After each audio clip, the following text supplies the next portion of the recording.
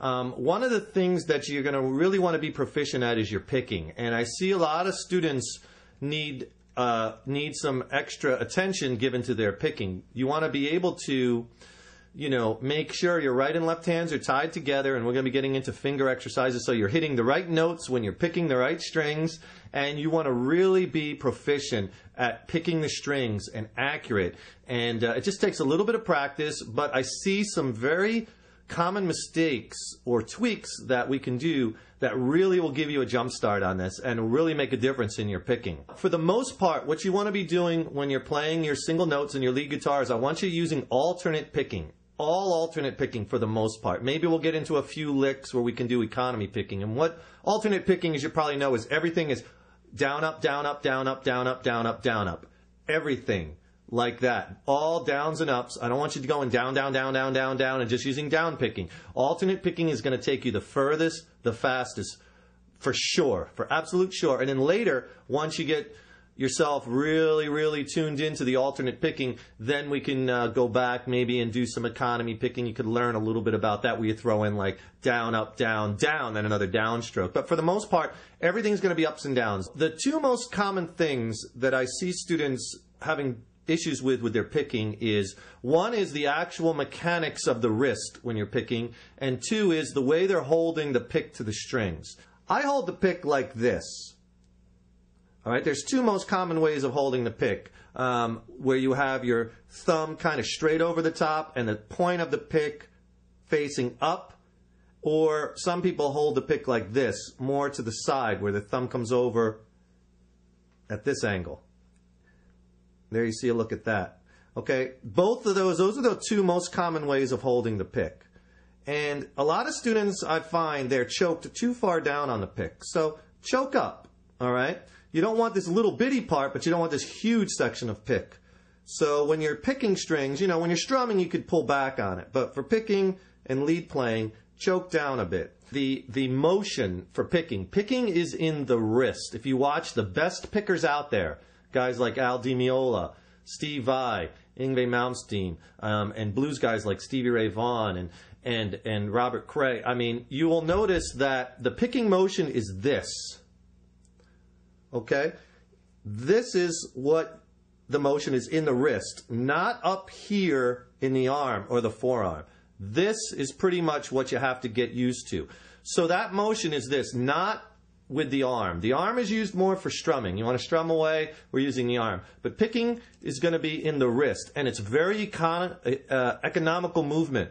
Not a lot of movement, but this is what you want to get used to. It's like from here forward. Okay? So you want to get used to this kind of motion of the wrist. Right? So if I pick just an open A string really slow with all alternate picking,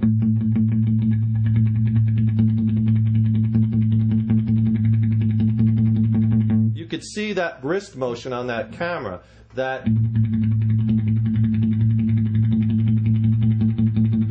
you don't see me moving my arm. It's all in the wrist. And that's a mistake. A lot of students, I see too much arm movement with their picking, and it throws them off because they can't stay accurate. When your arm moves, your wrist has to move. So what happens is if you're moving your whole arm and you're trying to pick lines, it's going to put your hand in a different string position. So remember, the motion,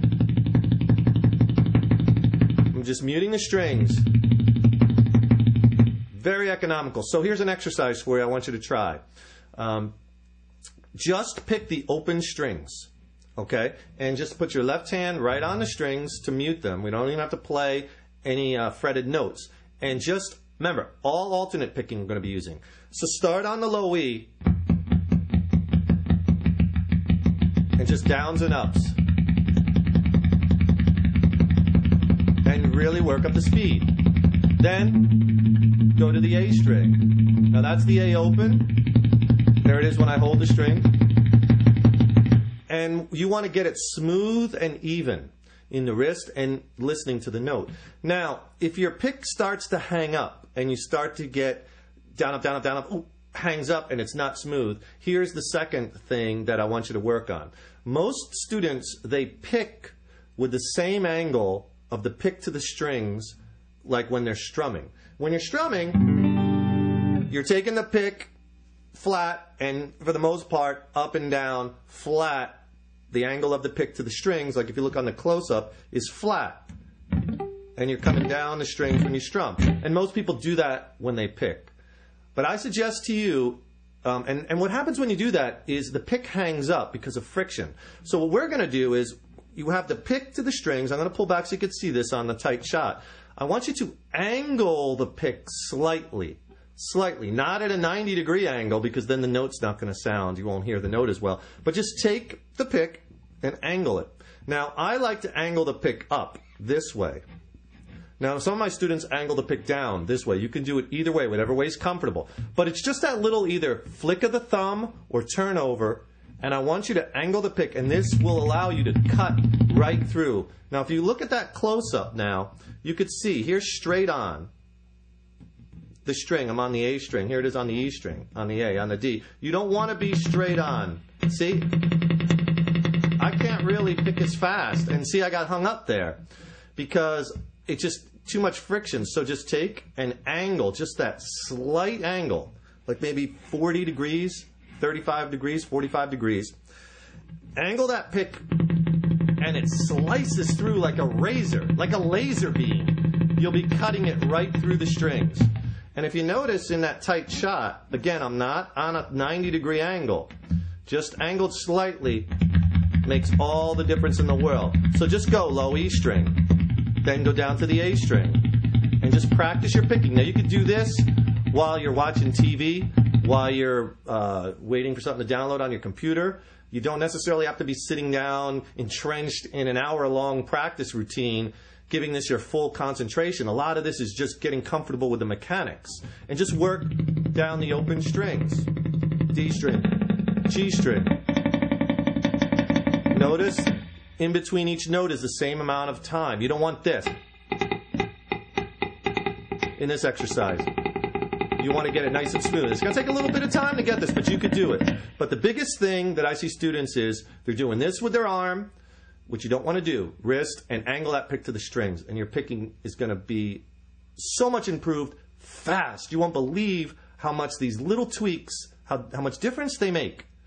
And when you get to the finger exercises, which are coming up next, then you're going to start to use this in conjunction with fretting notes. If you want to do like an exercise fretting some notes, just to kind of get you a little bit playing something with a little bit more rhythm with this. And again, remember, for all these exercises, alternate picking. I don't want you using all downstrokes. Alternate picking. Let's say we're going to play the G note on the D string on the 5th fret. And then we're going to play the A note on the 7th fret. Just on the D string for now. So what I want you to do is pick that G string and then try to pick the A string. But try to get a rhythm going, like ba da da da da da da da da da da da. Because once you get, practice on the open strings first, then go to this one. Because once you start playing the solos like we're working on in the riffs, you're not going to be playing a lot of straight 8th notes or 16th notes. You're going to kind of play a little bit more rhythmically. So try to do something like.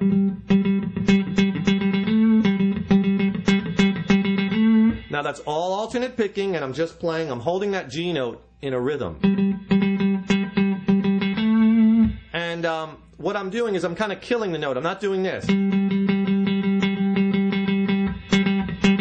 So I'm just loosening pressure with my fretting finger after I hit it a few times.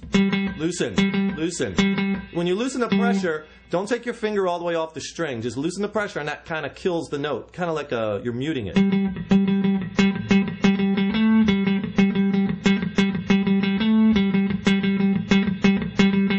And try to get a little rhythm going. Try to get your head going a little bit. Get a little rhythmic, and this is the rhythmic playing that we're going to be doing more once you start your lead playing. And then just move that down like to the G string.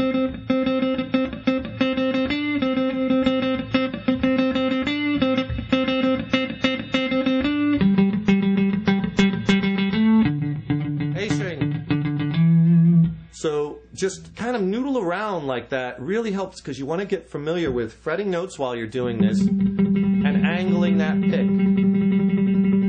Again, look at that tight shot.